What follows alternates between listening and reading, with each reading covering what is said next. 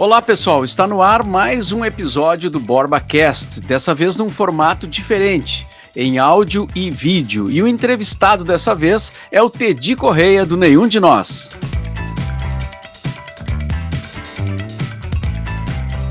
Começando então o nosso podcast, o The BorbaCast, dessa vez recebendo com imagem e áudio, né, via internet, o Tedi Correia do Nenhum de Nós, e vamos falar sobre a banda, sobre o livro, sobre a vida, enfim.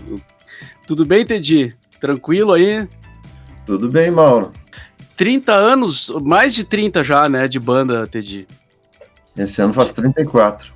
34 já. É que o livro saiu já faz algum tempinho, né? O livro saiu nos 30, né? O livro foi para os 30. Certo. O livro que eu me refiro é esse aqui, ó.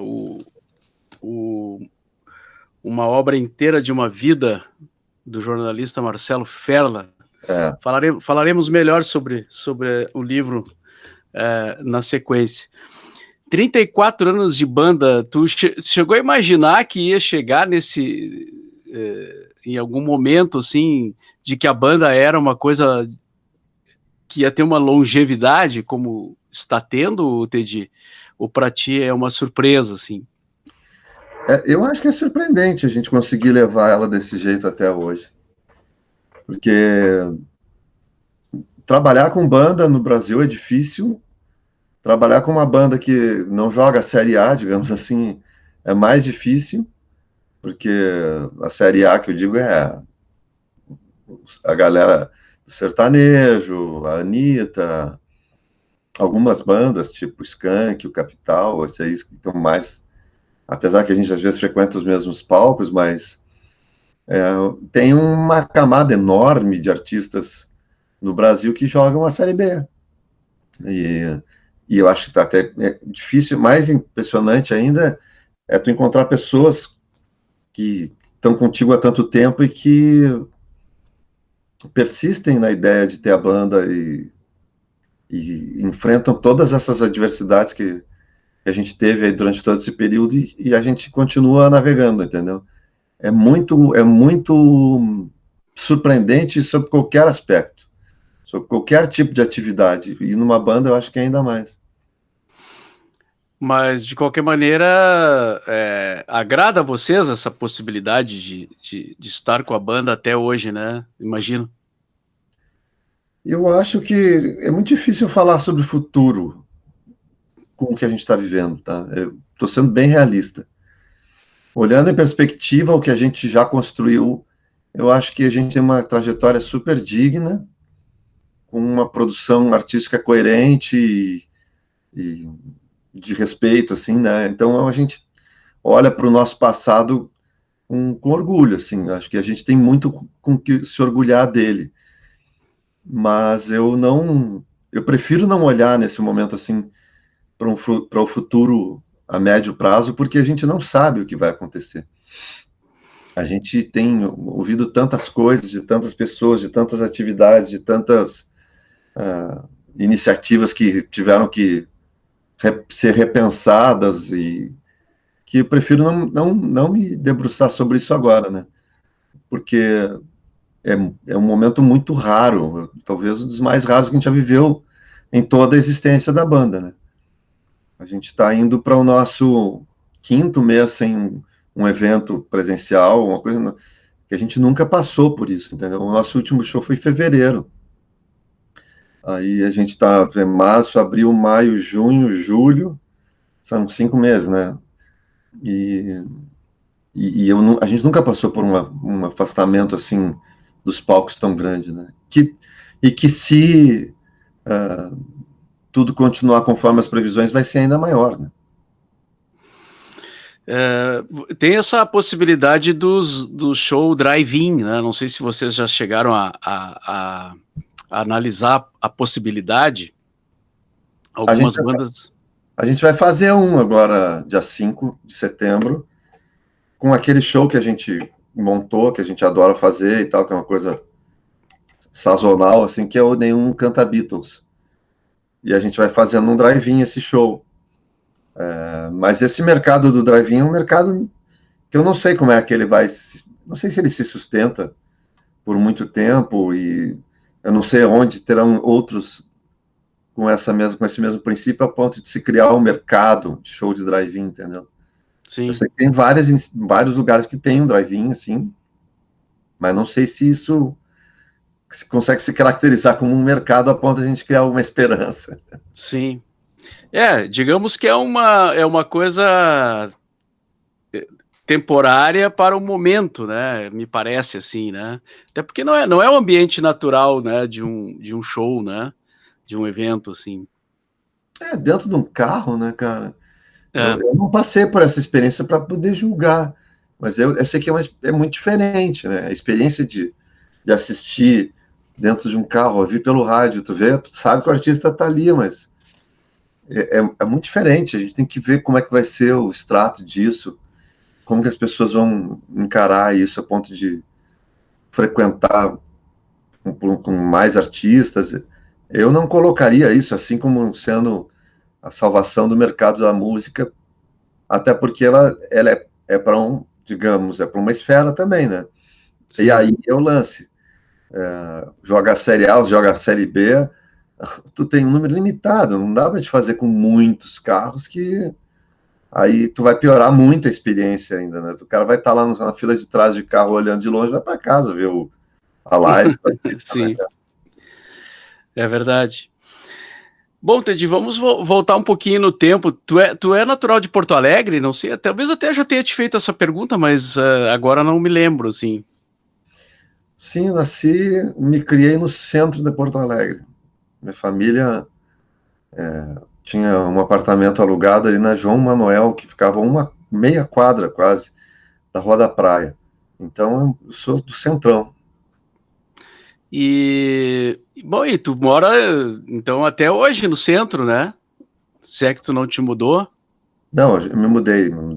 Hoje eu moro em Petrópolis, certo. mas eu frequento, adoro ir ao centro, adoro frequentar o centro de Porto Alegre. E é muito legal que isso é uma coisa que a minha filha herdou, a Estela tem 21 e adora ir no centro também. A gente vai lá para transitar por uma Porto Alegre que ainda existe ali naquele espaço, né? Mercado Público, a Praça Alfândega, Rua da Praia e tal. Ainda existe Sim. uma Porto Alegre ali, né? Eu lembro que uma vez eu fui na tua casa e era perto da Riachuelo ali, assim, isso lá nos tempos da Rádio Ipanema, mas Minha era na... mãe, depois a gente foi morar no Jerônimo Coelho, bem pertinho Ah, da Praça Matriz. sim, então acho que foi ali, foi É, quando tu e o Sadi me apresentaram pela primeira vez o Charly Garcia, o disco dele e tal, e o Cliques Modernos, lembra? sim, claro. Que vocês me emprestaram, inclusive, para tocar na rádio, né? E aí foi um grande sucesso e tal. O único lugar fora do mercado latino ali, e é o único lugar do Brasil que tocava Charly Garcia e Fito Paz era o Rio Grande do Sul, por esse trabalho que começou ali na Ipanema, né, cara? De vocês tocando e Los Dinossauros já era um hit, lembra? É, sim, Eu tocava essa música, muito legal. E eles vinham para cá e lotavam, e era o único lugar que lotava. Depois sim, o Fito teve um upgrade na carreira dele e tal, até ele começou a frequentar outros lugares também lotou, lá para São Paulo. Mas assim, esse início do contato da cultura gaúcha aqui com o rock argentino ali foi pela Ipanema, me lembro disso, a gente levando os discos. sim. Mas com o Fito vocês tiveram mais proximidade, né? Vocês gravaram com ele fizeram uma versão lá gravada na Argentina em espanhol. Ele gravou com vocês aqui em Porto Alegre. Acho que vocês tiveram mais contato musical assim com o Fito Paz. Foi. A gente chegou a estar um pouco mais próximo lá quando a gente foi gravar a versão da Camila em espanhol, eu caminhava em espanhol.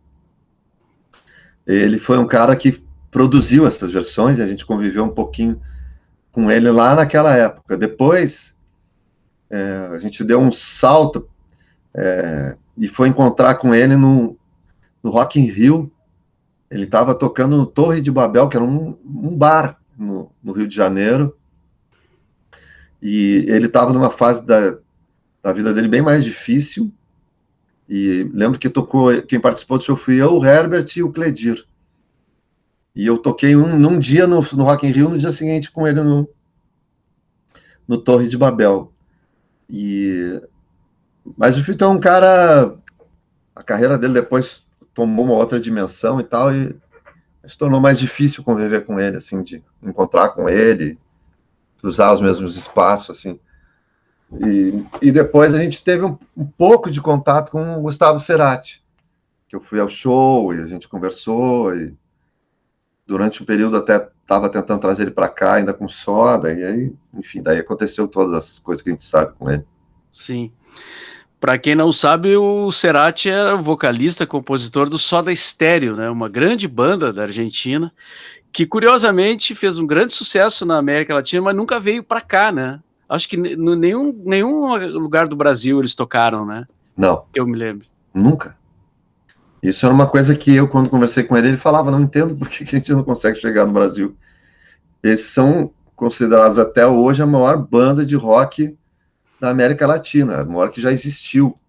Nenhuma banda conseguiu superar eles em expressão e tudo, e todos os países de língua espanhola, aí tu pode pegar ali México e a parte dos Estados Unidos, que se fala em espanhol, nunca teve uma banda tão grande quanto eles, e eles nunca conseguiram chegar. E aí tu vê, o Maná já teve várias vezes aqui, né? Não sei se a questão, enfim, não sei dizer, né? A questão da língua não era, né? Não, eu acho que o Fito disse uma vez numa entrevista que eles eram faziam um som que ele adorava, mas que era muito parecido com o rock internacional, e que daí as pessoas já tinham outras bandas com esse tipo de música na sua própria língua, ou em inglês. Ele até citou o Smashing Pumpkins, né? Ele disse, o pessoal não curte muito o Soda Stereo, talvez porque existam os Smashing Pumpkins, né? Mas é uma tentativa de explicar, né? Talvez se tivesse sido lançado uma música aqui, né? Embora a gente tenha tocado na rádio, mas eu digo uma gravadora lançar, assim, que teria. Nunca tentou muito seriamente, isso eu posso te dizer. Na época que eles estouraram com o Canção Animal, que foi um disco que varreu ali toda a América, não sei o que, os caras aqui não se interessaram em lançar. Isso sempre foi complicado, cara. Eu tive um convívio com o universo de gravadora ali de lançar artistas. Me lembro de um projeto que eu participei com o Alejandro Sanz, que era um cara que na época que se fez essa tentativa no Brasil, ele vendia mundialmente, ele vendia muito mais discos que a Madonna, que já vendia muito naquela época. Era o artista que mais vendia da Warner. E eles foram tentar fazer o lançamento aqui, um disco todo em português. Eu fiz as versões, ensinei ele a cantar e tal. Mas sempre tem umas coisas complicadas, cara. O cara do marketing da gravadora nunca se apaixonou pelo projeto, aí não fez muito por onde ele tocar. E aí o dia o cara vai lá e estoura com aquele Coração Partido numa novela.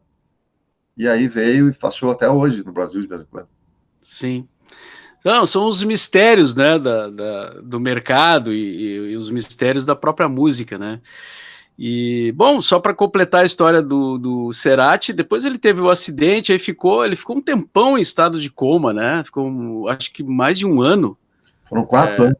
4 anos em estado de coma, é uma coisa incrível, né? O que aconteceu com ele, e depois veio a falecer. Bom, mas vamos seguindo aqui na nossa conversa aí do Nenhum de Nós e tal. O livro eu achei muito legal, assim, porque ele fez uma abordagem, né, bem jornalística com as informações, assim, com as pessoas que tiveram envolvimento com o surgimento da banda e tal, né? Desde os primeiros shows lá no Bangalô, né? Que era o nome do bar. Exatamente. Que era na Protásio. O primeiro show nosso, ele foi. O Nilton Fernando, né? É. Pois é, eu lembro do Nilton falando que tinha ido no show e que tinha conhecido vocês e tal. E acho que foi ele que foi o primeiro que pegou uma fita do Nenhum e colocou para rodar lá na Ipanema. Ele nos falou para gravar a fita, porque era o nosso primeiro show. Ele falou: legal, gravem uma fita e levem lá. Aí a gente se motivou. Aí levou um tempo até a gente levar uma música lá e ele tocou. Tu lembra qual era a música? People Are. People Are. Agora lembrei. E bom, aí o Nenhum surgiu no cenário, né? Não entrou no Rock Grande do Sul, né? Mas trilhou um caminho paralelo e acabou nacionalmente sendo uma das bandas mais executadas em rádio, que mais fez show também, né? Vocês fizeram aqui no livro fala, né? Mais de 2.000 shows, uma coisa assim. Não, a gente veio depois dessa geração do Rock Grande do Sul. A gente estava ensaiando ainda quando o Rock Grande do Sul estava saindo. E eu lembro que isso gerou uma série de leituras a nosso respeito muito peculiares, assim, porque quando a gente abriu um show para o Defala na praia, conheceu o Tonho, que era empresário do Defala, ele disse que ia nos dar uma mãozinha, está dando até hoje, primeira, e quando a gente gravou um show, que foi o que a gente fez no Ocidente, foi onde a gente tocou pela primeira vez a Camila, e a gravação ficou muito boa, daí a gente até fez uma demo com a Camila, e chegou na mão do Tadeu Valério, que era o cara responsável pelo selo Plug, que era o selo que tinha toda a galera do Rock Grande do Sul. Ele adorou a Camila, ouviu e disse: nossa, essa música aí é hit. E contratou o Nenhum. E na época foi uma coisa que gerou um mal-estar em um monte de gente. Inclusive, muitas das pessoas que estavam nos assistindo lá no Ocidente, que era sempre um monte de banda frequentando e tal, e que quando ouviu aquela música falando nome de mulher, achou engraçado, muita gente debochou da música, eu me lembro disso, por achar que a música era ridícula, né? E aí eles não entendiam. E por que uma banda que ninguém conhecia do Rio Grande do Sul tinha sido contratada, quando pela ordem natural das coisas tinham outras pessoas que deveriam ter sido contratadas antes de nós, outros artistas. Isso foi tão forte na época que quando saiu o single de Camila para ser trabalhado, as rádios de Porto Alegre não quiseram tocar. Porque elas diziam: não, isso aí é banda armação da gravadora. Eu achava muito engraçado dizer: cara, gente louca, cara, porque se eles fossem fazer uma banda armação, ia botar os caras bonitos, não nós. Fazer uma banda. Mas foi isso, eu me lembro assim, as primeiras informações que a gente recebeu, o Tonho dizendo assim: cara, a gente tá com um problemão aí. Aí eu falei: mas o que tá acontecendo? Não, as rádios não querem tocar.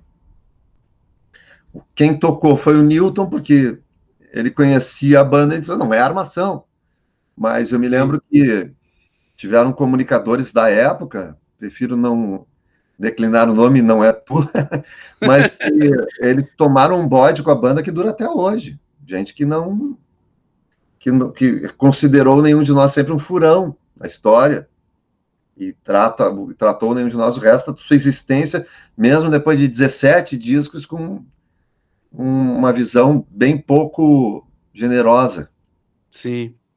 E eu lembro que eu acho que tinha também um pouco assim de ranço, porque o Nenhum não era uma banda de rock and roll, né? Esse rock and roll mais direto, assim, de com base em Chuck Berry, guitarra, bateria, baixo, assim, né? Não sei se isso tem a ver ou não, mas eu tenho uma vaga lembrança, assim, de que eu ouvia algumas pessoas falarem, assim, né? E isso sempre foi muito forte aqui, né, em Porto Alegre, essa coisa desse rock and roll, assim, né? Que daí facilitava a vida do TNT, do Cascaveletes, né? Que era mais isso, assim, né? Esse rock estoniano, assim, o Nenhum já era uma banda com alguns elementos que transcendiam a isso, assim, né? Não, as nossas influências eram completamente outras. Eu lembro que uma das críticas que saiu nas revistas do Centro do País nos classificou como um disco gótico, o primeiro disco de Nenhum de Nós. E pelos sons de guitarra, pela coisa mais sombria das músicas, e a gente mesmo reconhecendo que as influências passavam por Talking Heads, passavam por David Bowie, passavam por The Cure.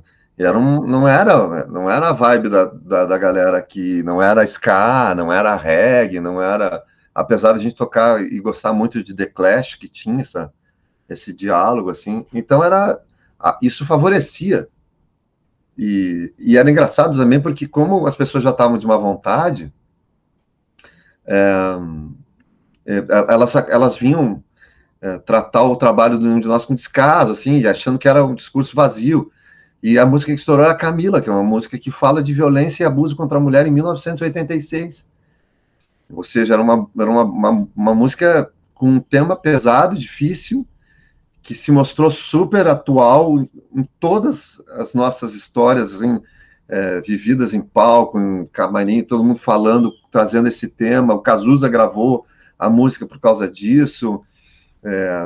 A música teve uma história, tem uma história até hoje associada com isso, mas as pessoas eram tão ambientes que elas não queriam ver a qualidade do que o Nenhum fazia, entendeu? Eu vou te dizer assim, até, pô, Mauro, tu conhece a nossa aldeia como poucos. Foi uma coisa muito chata que a gente passou por aqui, sabe? Esse negócio de ter sido hostilizado assim por uma camada do meio do mercado e inclusive eu gosto sempre de fazer uma referência que os primeiros que imediatamente assim trataram de reconhecer que tinham um ranço e combatê-los, digamos assim, ou seja, ficar do nosso lado foram os caras do The Fala e o pessoal dos Replicantes, com quem a gente tinha uma relação e a gente fez shows em conjunto com eles e tudo. E mesmo assim, eu me lembro deles falarem, bah, velho, a galera não gosta de vocês. Me lembro deles falarem. O que eu vou fazer, né?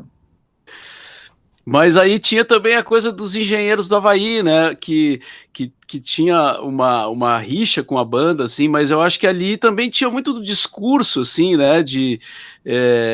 Me parecia que era uma maneira, assim, também de gerar comentários, né? Acho que o Humberto e o Carlos, eles usavam isso muito bem, assim. Tanto é que depois tu acabou te entendendo com o Humberto, né? Pelo que me consta, não sei ao certo, até aproveito para te perguntar. Nós nunca tivemos uma atitude tão pouco generosa em relação a eles como eles tiveram com a gente, assim. E isso a gente sabe porque eles falavam na mídia, eles falavam, foi a estratégia deles e isso assim tá. Todo mundo nos pergunta, vocês têm alguma coisa? Mas a gente nunca teve. Passado o tempo e a gente se tornando pessoas mais maduras, a gente inclusive convidou o Humberto, ele participou de um show nosso no Planeta Atlântida. Sim, eu ouvi falar isso. E a gente, quando eu lancei o segundo livro, a gente foi fazer um show juntos em Goiânia, fui lá, bati na porta do quarto dele, fui lá, dei o livro de presente para ele. Aí, as famosas águas passadas, né? Mas isso ficou muito marcado, tem muita gente. Eu vou te dizer que eu não sei quem alimenta isso até hoje, mas tem muita gente que é fã dos Engenheiros, se tu procurar em postagens do Nenhum, falando coisa do Nenhum, tem sempre alguém provocando que é fã dos Engenheiros e acha que isso ainda existe, e não existe. Sim. É uma coisa que hoje fazem 30 anos, entendeu? E hoje a gente tem uma relação super boa e tranquila entre eu e Humberto, assim, a gente não se conversa, se encontra, é uma conversa normal de duas pessoas maduras, entendeu? Mas os fãs, tu sabe como é que é? Uma vez que eu escrevi um negócio que era uma brincadeira com quem já tinha a intimidade que eu tinha com ele, de a gente se falar e tal. Nossa, os caras interpretaram de um outro jeito, falaram horrores. Aí aquela vai um pouco da demência do fã, né? Não de todos, mas dos que são, que são cegos, entendeu? Tem muita gente que é público das duas bandas, adora as duas bandas e acha super bom e guarda boas recordações dos encontros que a gente teve e pronto. Acho que cada um seguiu o seu caminho e a gente, como é que é a expressão que se fala hoje? Luta com isso, né?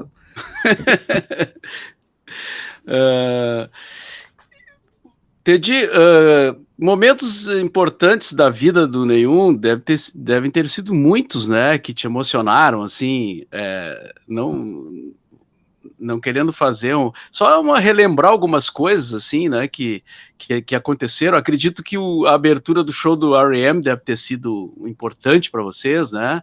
Foi. Não sei se tu quer falar sobre isso ou citar mais algum. Eu cito o Rock in Rio. Foi um momento muito legal assim pra gente. Foi o reconhecimento de uma história assim que vinha de 2 anos tocando a música mais, ou seja, tendo a música mais executada no Brasil, Camila e depois Astronauta. Foi aquele que rolou no Maracanã? Foi esse mesmo. E então pra gente foi um momento que coroou tudo isso, entendeu? Depois a gente ter ganho o VMAs, que foi um negócio também surpreendente para muita gente, que foi votação direta, ou seja, as bandas que estavam concorrendo com a gente, todas elas tinham uma base de fãs maior que a nossa, entendeu? Mas as pessoas curtiram tanto o nosso clipe que a gente ganhou, e foi representar o Brasil. E isso foi um grande momento. Abrir o show do R.E.M. foi um grande momento, porque é uma banda, assim, fundamental na nossa história, como influência, como conceito, como inspiração e tal. E isso foi, pra gente, também uma coisa muito, muito, muito forte, assim. E foi em Porto Alegre, né? Que é um caráter especial, assim, e ainda no Zequinha Stadium. Zequinha Stadium. E, cara, aí não tem preço. Tu tá tocando, quando tu olha pro lado, tava o Bill Berry e o puta, me esqueci, o Peter Buck, os dois assistindo o show, depois vieram nos cumprimentar. E eu acabei jantando aquela noite com o Michael Stipe num restaurante aqui em Porto Alegre, numa pizzaria, e a gente conversando, e onde aconteceu uma das coisas mais engraçadas que eu me lembro, que estava o Lerina junto, e eu estava com uma camiseta que o Lerina comprou num show do R.E.M. Quando ele falou que ele ia no show, de compra uma camiseta para mim e tal. Ele comprou a camiseta, achei bem bonita a camiseta, eu botei, vesti, né? Fiz o show com ela, e quando eu fui jantar, eu estava com ela. E o Michael Stipe olhou, legal essa tua camiseta, né? Eu abri ela, mostrei, pois é, a camiseta é bem bonita para uma camiseta pirata. Aí eu fiquei meio sem ação, eu comecei a rir, falei, reclama para ele, foi ele que comprou. E aí o Roger falou, eu fui num show, mas não tinha merchandise oficial, eu comprei uma pirata, ele queria. E o Michael Stipe falou, não, a camiseta é muito bonita mesmo. Legal, não, obrigado, não sei o quê, mas foi muito engraçado. O cara se deu conta disso, observou, nossa, camiseta é pirata. Tu não ia, nem tinha passado isso pela tua cabeça, provavelmente. Não, o Lerina não me preveniu, né? Olha, essa camiseta eu comprei lá fora. não tinha merchandise oficial, ele me trouxe a camiseta, me deu, achei linda a camiseta, nem perguntei. E o Michael Stipe, então, come pizza, já sabemos agora dessa informação, né? Mas come bem pouco. É? Ele não é vegetariano? Não pediu pizza de integral? Eu acho que foi bem isso mesmo. Aquele show foi muito legal, né, cara? Pela presença de vocês, pelo show. Em Porto Alegre também foi uma noite histórica, né? A gente vê o R.E.M. aqui em Porto Alegre, na zona norte da cidade, né?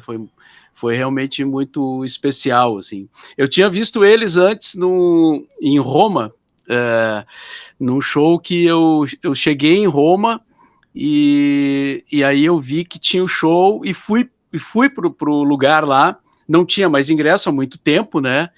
Mas os cambistas estavam vendendo na entrada e aí eu me dei conta que eles não vendiam por um valor exorbitante, assim, né? Não era 3, 4, 5 vezes mais, era um pouco a mais, assim, né? Então comprei e assisti. E no primeiro acorde que eles deram no show, caiu o som. Caiu o som total, ficou mudo. E eles ficaram ali no palco e tal, daí não voltou. Aí eles saíram do palco e o show ficaram alguns minutos naquela espera, né? E aí eles voltaram,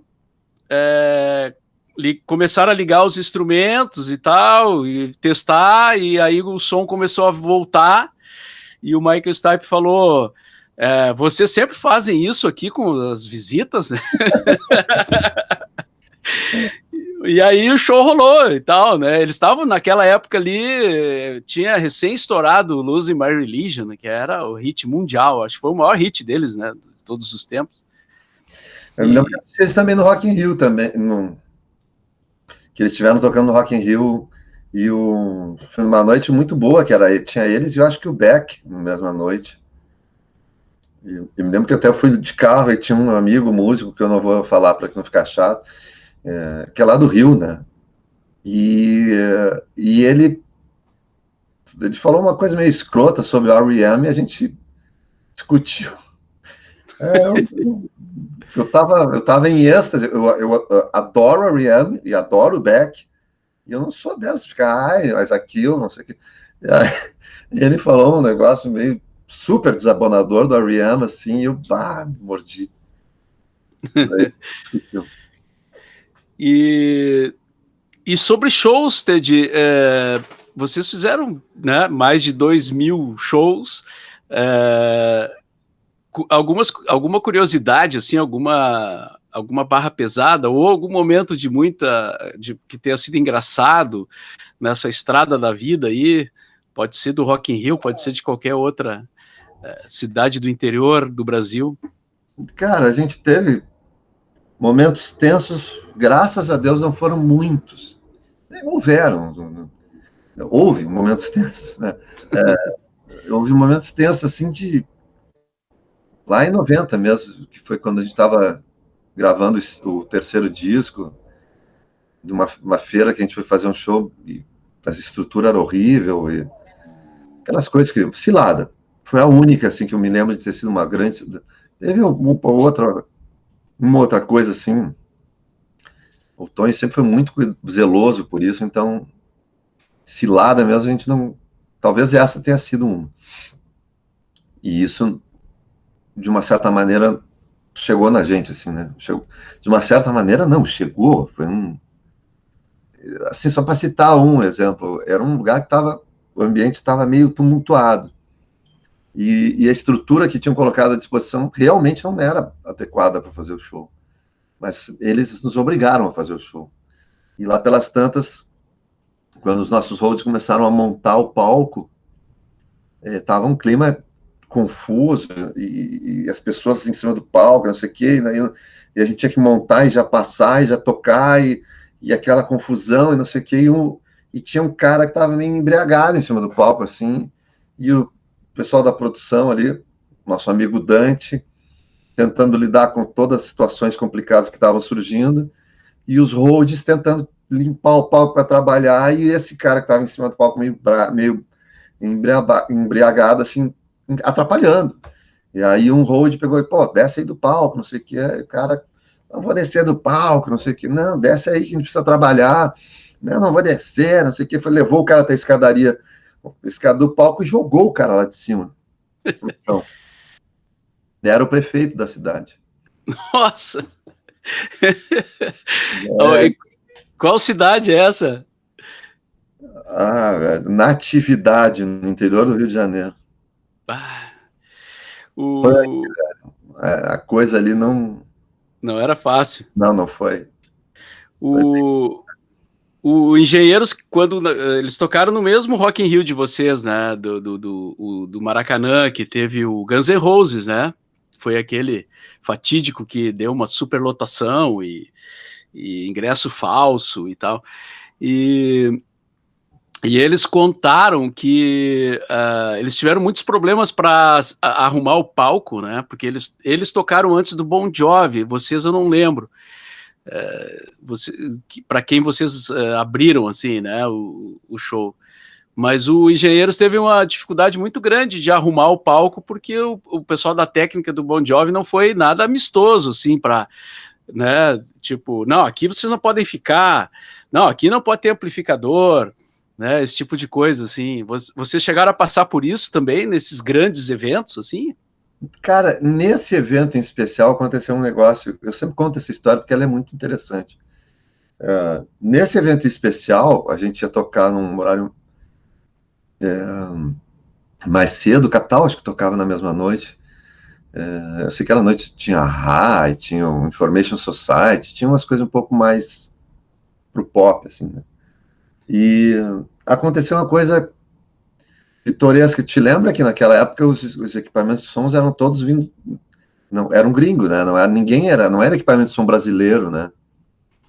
E era aqueles ruivo, barbudão, forte, redneck, assim, que eles não te davam trela nenhuma, não falavam contigo, né?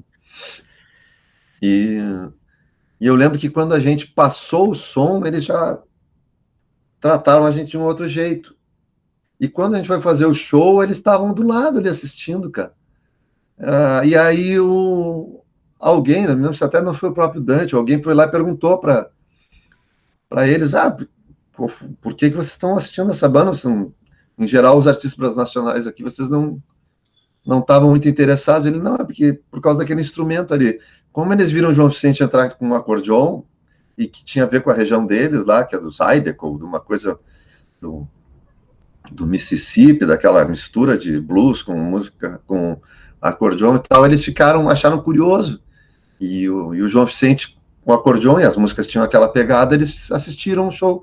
Então a gente meio que conseguiu angariar um pouco de simpatia deles ali em relação ao nenhum por causa disso.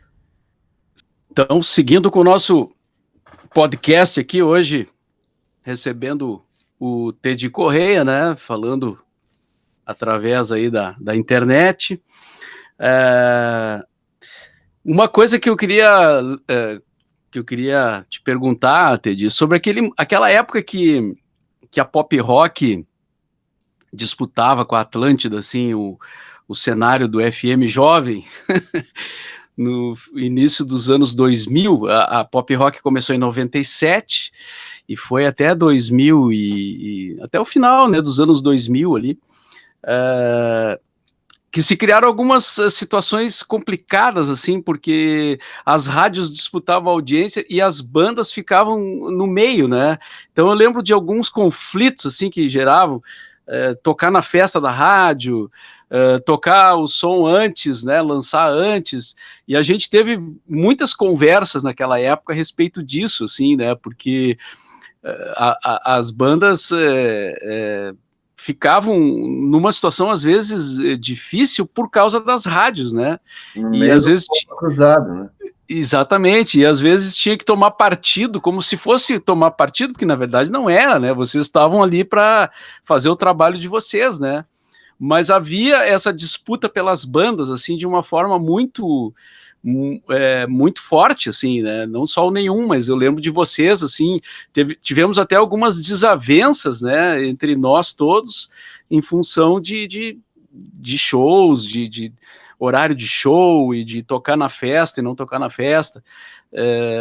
O que tu lembra daquela época ali? Foi muito complicado de administrar, assim,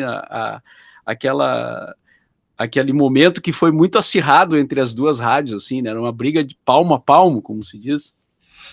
Foi, cara, foi complicado, apesar de nas duas rádios a gente ter bons interlocutores, assim, pessoas que tinham, com quem a gente tinha uma ótima relação, e chegou um momento que ficou mais complicado, assim, e é chato, porque transferia a responsabilidade para o artista, entendeu? Tomar partido numa coisa que não deveria ser assim, né?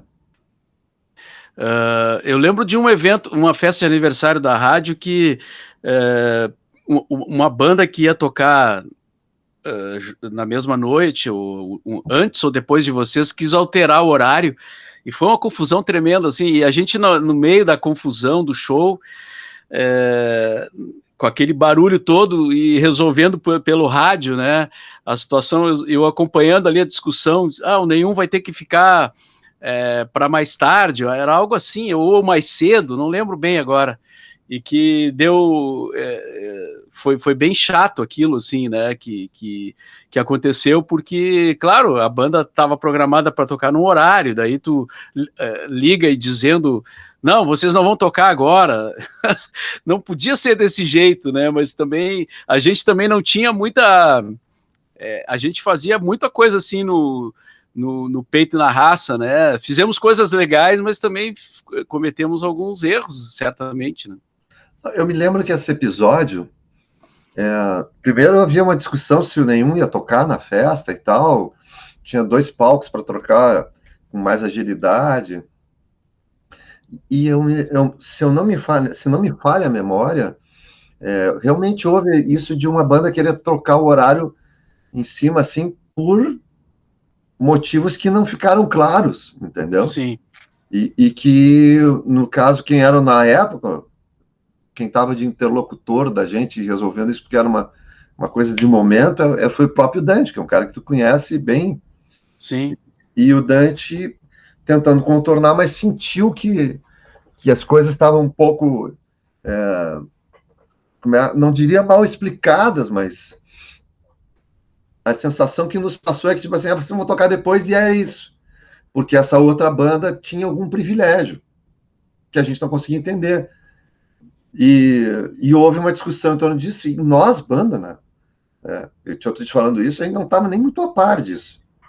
Para a gente chega a informação, talvez a gente toque depois. Mas por quê? Não, a gente está resolvendo. Talvez não sei o quê. Não, mas por quê? Não. Talvez vocês cheguem lá, aí tu já está te preparando para ir. Segura mais um pouco, não sei o quê.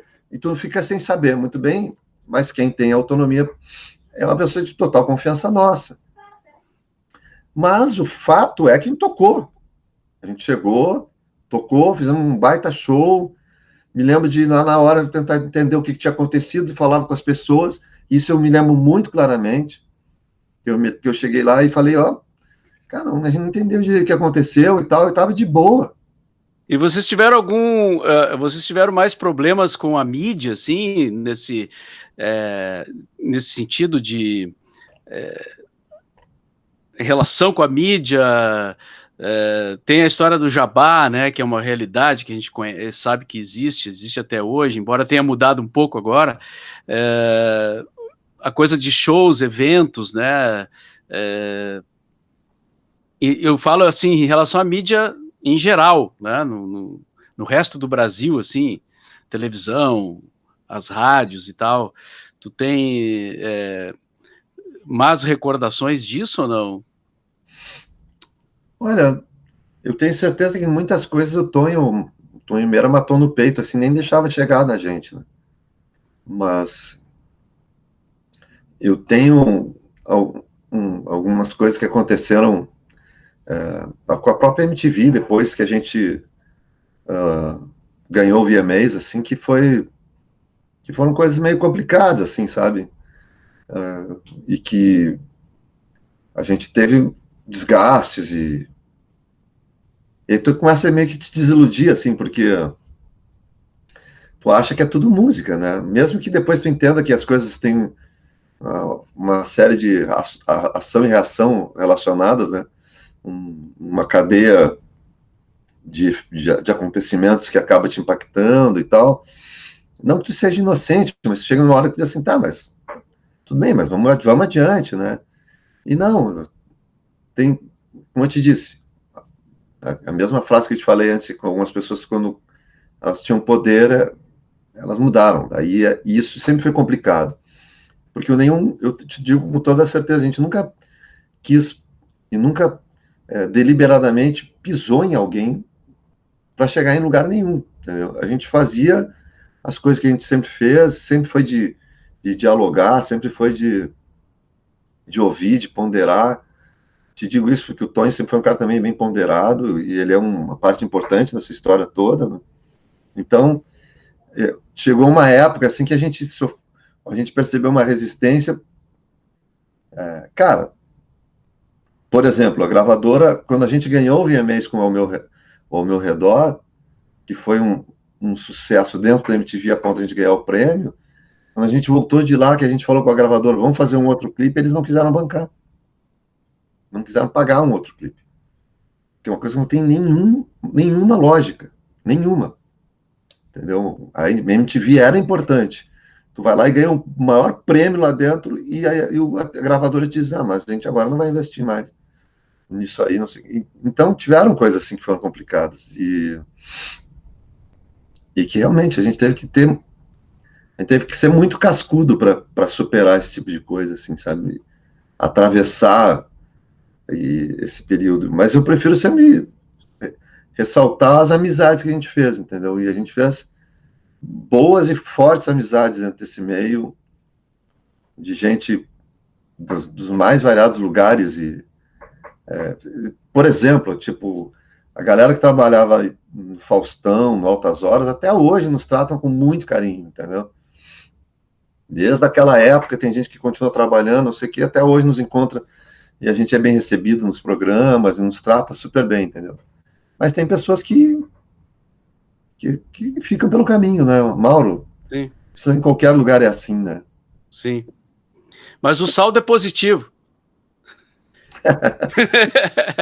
Sim, então a gente não estava aqui, né, cara? Sim. E ao mesmo tempo, Teddy, tu tem as tuas atividades paralelas, assim, né? Tu faz palestra, tu escreve livro, tu fez disco solo. Tu é um cara que tem participado também bastante, assim, nas redes sociais, politicamente. Tu vê um caminho para ti, assim, nessa linha também, paralela à banda, né? Embora a gente não saiba o que vai acontecer. Isso é uma coisa que tu tem, digamos, trabalhado bastante nessa área, assim, né? Eu vejo sempre tu anunciando que vai estar em tal lugar, conversando com o pessoal, né? Fazendo palestra, lançando livro. Daí é o teu lado mais pessoal, assim. Tem momentos assim que tu começa a ter um pouco mais de autonomia para fazer as tuas coisas e é natural, né? Mesmo que eu tenha tantas responsabilidades com nenhum, eu fui criando laços com outros músicos, com outras iniciativas. Fez jornalismo também, né? Fez programa de televisão, né? Esqueci de falar. Muito ali, cara. Era muito bom. Mas era um programa cultural, né? Tá vendo? Mais focado em livro, em cinema, e eu ia lá palpitar. Mas essa autonomia vai se criando. Eu conhecia, 15 anos atrás, eu conheci o Luiz Marenco, que é um cara da música regional gaúcha, e a gente ficou muito amigo.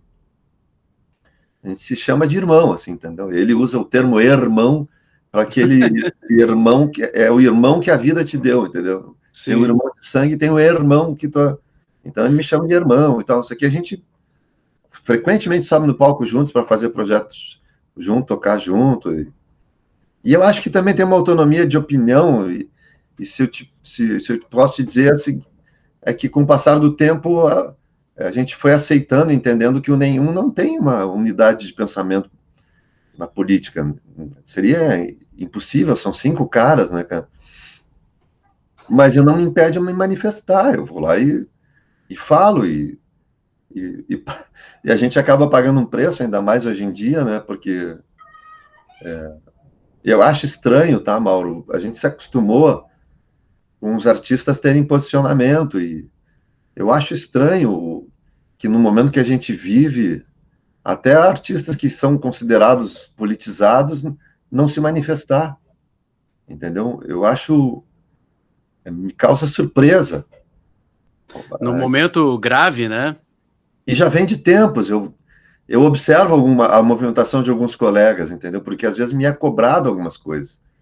Por ser um artista, por ser um cara que se manifesta, pela responsabilidade que eu tenho com o meu público, alguns caras fazem a comparação e tal. E aí quando tu diz assim, por que não fica quieto que nem...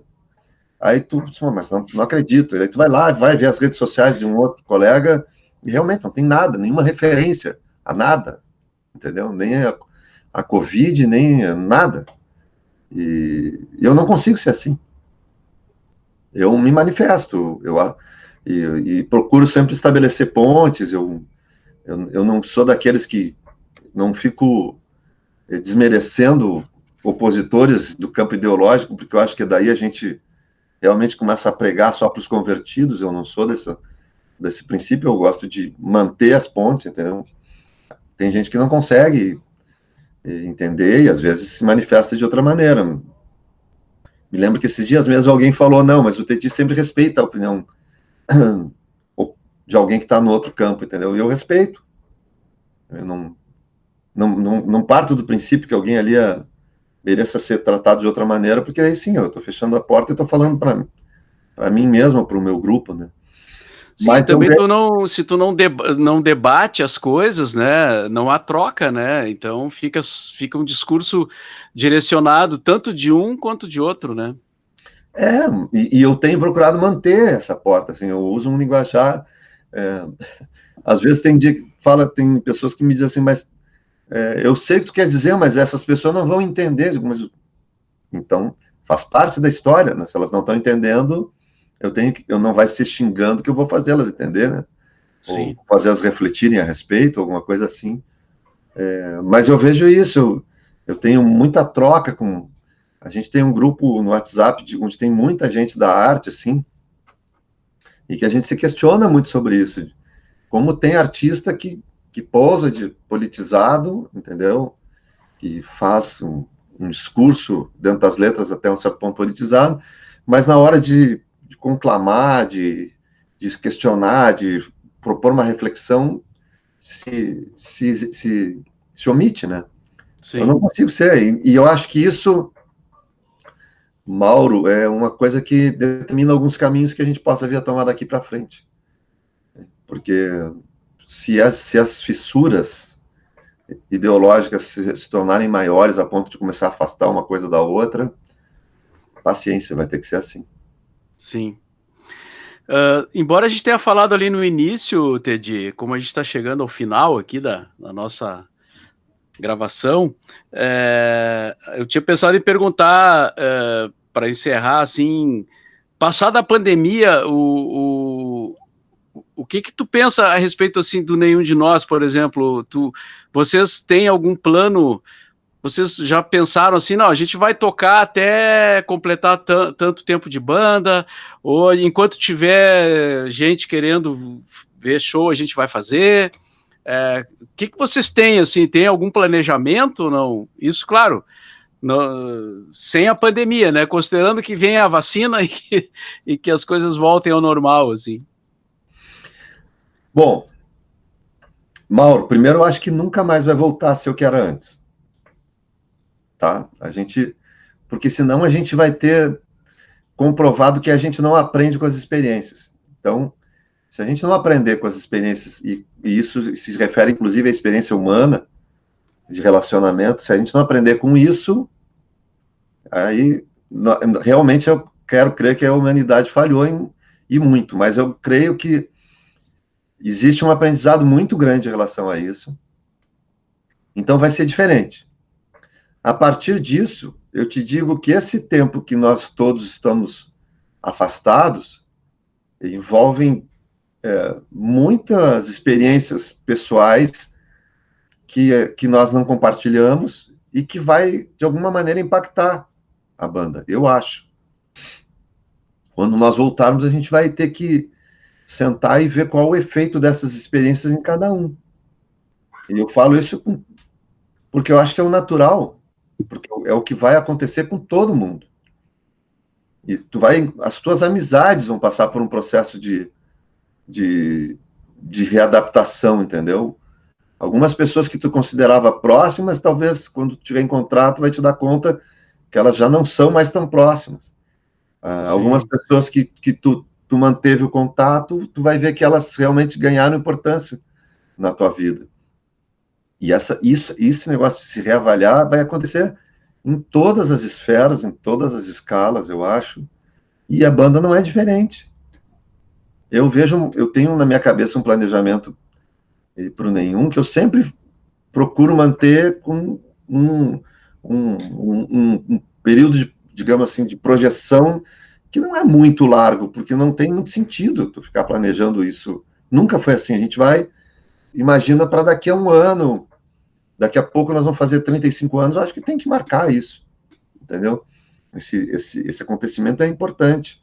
Mas eu não consigo imaginar muito adiante, porque a própria história recente, envolvendo, por exemplo, a pandemia, o mercado de música, a nossa subsistência, a nossa relação interna, tudo sofreu um impacto disso. E a gente tem que sentar e ver, na hora do olho no olho, como é que isso vai resultar. E o mundo do disco, né, o mundo digital também, que é uma coisa que já não é de hoje, né, já vem de alguns anos, mas que cada vez é mais forte, né, na vida de todo mundo. A gente está aqui gravando, conversando, né, cada um na sua casa, e essa tendência de aumentar, né, então tudo isso vai trazendo novos caminhos, assim, né. Mas para fechar, Teddy, vocês ainda têm aquela casa ali na Sofia Veloso, onde vocês deixavam os instrumentos ali da banda, não? Ali era o estúdio do Walter, faz muito tempo que eu não passo por lá. Foi um lugar muito importante para a gente, assim. Era mais do que um estúdio, era um nosso canto, assim, né? E a gente maturou, elaborou, planejou todos os nossos trabalhos durante muito tempo. A Camila foi composta ali dentro e a gente elaborou até o Contos de Água e Fogo, que foi um disco que a gente gravou toda a demo lá dentro. Até que um dia chegou um momento que a gente tinha que, por um motivo que era muito relacionado à questão do trânsito, que era a gente não podia mais deixar os instrumentos ali, estacionar um ônibus, e aquilo começou a criar um problema. Uma rua estreita, né? A rua estreita. Às vezes, quando a gente chegava de madrugada, fazia barulho para os vizinhos. Chegou um ponto assim que estava insustentável a gente ficar ali dentro. Mas o espaço a gente adorava, era um lugar que a gente teve que começar a fazer o nosso exercício criativo fora dele ali. Era mais um lugar que a gente estava à nossa disposição. Vamos para lá, vamos, entendeu? Era muito bom isso. Agora que a gente perdeu isso, infelizmente. Né? Mas era um estúdio, o Walter ali era um cara, a gente sempre teve muito carinho por ele. A dona Zora, a mãe dele, foi uma coisa importante na nossa história, pra caramba. Eu perguntei porque eu morava ali, né, na Sofia Veloso, naquela quadra. E aí eu via sempre o ônibus do Nenhum de Nós, inclusive chegando, às vezes, domingo de manhã, assim, né, o pessoal voltando do show, e aí eu vi, ó, o Nenhum tá chegando. Via lá da minha janela. E a gente trabalhou ali, cara. Pô, a média dos shows Nenhum sempre foi... Sempre não, né? um período de muita baixa ali, que por incrível que pareça, muita baixa é bom, né? Mas um período de baixa, que foi um ano que a gente fez 12 shows no ano, que foi um ano terrível, assim. E foi na época do acústico. E foi um disco que vendeu 200 mil cópias e que depois virou um clássico. Mas na época ninguém sabia o que era acústico e nenhum de nós se metendo a fazer turnê acústica. E aí foi um período bem complicado. Mas depois, a partir do Mundo Diablo, ali que é 96, a gente teve uma média sempre excelente de shows por ano e conseguiu manter até agora, né? Até a pandemia. E muitos shows. Bom, o Teatro São Pedro, vocês fizeram, sei lá quantos, né? Virou uma coisa, uma tradição, assim, o show do Nenhum no Teatro São Pedro. E isso é muito legal, né? Porque as bandas que se formaram nos anos 80 tiveram muito a relação com a festa show, né? O baile, né? O cara tocava às vezes no meio do baile, né? Parava a música, o DJ parava lá, entrava a banda e já no ritmo da música, né? E vocês conseguiram se colocar assim como um trabalho autoral e fazer show no teatro, e isso A gente foi a primeira banda de rock a tocar no São Pedro. O São Pedro tinha uma regra lá que envolvia, inclusive, os decibéis, e que foi o que levou o Nenhum a fazer acústico. Porque quando a gente falou, vamos fazer no São Pedro, não sei o quê, o Tonho, que foi o mentor dessa ideia, ele falou, mas não dá para fazer com guitarra, eles não querem. Aí o R.E.M. tinha feito um acústico, a gente tinha visto esse acústico na TV, a gente falou, vamos fazer que nem o R.E.M., vamos fazer acústico. E aí surgiu o show acústico, que isso foi justamente em 1994. De lá para cá, a gente fez temporada no Teatro São Pedro todos os anos, com exceção de um, que eu nem me lembro por quê. Então, tu vê quanto tempo nós temos aí, né? De 94 até 2020, nenhum de nós frequentou o Teatro São Pedro. Então, realmente se tornou uma coisa que nenhuma banda tocava, nenhuma banda fazia temporada, e a gente começou a fazer. E isso foi uma coisa que abriu o caminho de a gente fazer teatros em todo o Brasil. Daí a gente começou a frequentar teatro, começou a frequentar um outro circuito, abriu para um outro circuito, e isso foi muito bom mesmo. Porque festa show cansa, velho, vou te falar. Entrar no palco 1h30, 2 da manhã é muito ruim. A festa show em si é bacana, mas para a banda é muito cansativo e tu trabalha no limite, assim, da atenção das pessoas e tal, tu trabalha exigindo demais do público, porque quando tu vai ver, o teu show tá terminando às quase 5 da manhã e o público já tá cansado. Sim. Então o teatro é um bálsamo. Entrar no palco às 9 da noite é um bálsamo. Dá para dizer que vocês foram uma espécie de tangos e tragédias do pop rock. Não tenha nenhuma dúvida, mas eu dou o devido crédito para uma banda que nos inspirava muito a fazer isso, que é o Saracura, que tinha o Nico, que era do É verdade. O Saracura era... Eu fui a teatro, eu não fui no São Pedro, acho que eles não tocaram no São Pedro. O Saracura não é uma banda de rock, mas era muito rock, né? Mas eu assisti muito show do Saracura. E nosso sonho era fazer teatro muito inspirado no Saracura. Legal. O Saracura que... eu me lembro de ter visto eles no Araújo Viana. Me lembro bem de um show no Araújo Viana, que foi o primeiro show que eu vi em Porto Alegre, assim. Me marcou por isso, assim, né? Eu chegando do interior, como diz a música do Raul Seixas lá, inocente, puro e besta, né? Fui parar no Araújo Viana e tava lá o Saracura tocando e tal. Então, grandes momentos aí da nossa música. Verdade. Teddy, muito obrigado aí pela tua disponibilidade de conversar aí nesse formato que não é rádio, mas que é um pouco rádio também, né? Que tem elementos do rádio, que é o podcast. E então te agradeço aí o teu tempo, né? A tua disposição. E te pedir desculpa aí por alguma coisa que a gente tenha feito de errado com a banda no tempo longo dos anos. Mauro, uma coisa eu posso te falar, tu tem crédito, Mauro. O teu saldo está positivo. Ah, que bom, é bom saber. Muito obrigado aí, então, e um abraço, e que a gente possa, já estão me chamando aqui, que a gente possa se encontrar, então, em breve, né, fisicamente. Presencial, um encontro presencial. Encontro presencial. Obrigado aí, Tedinho, grande abraço e nos falamos. Pra ti também, Mauro, tudo de bom, te cuida aí, velho.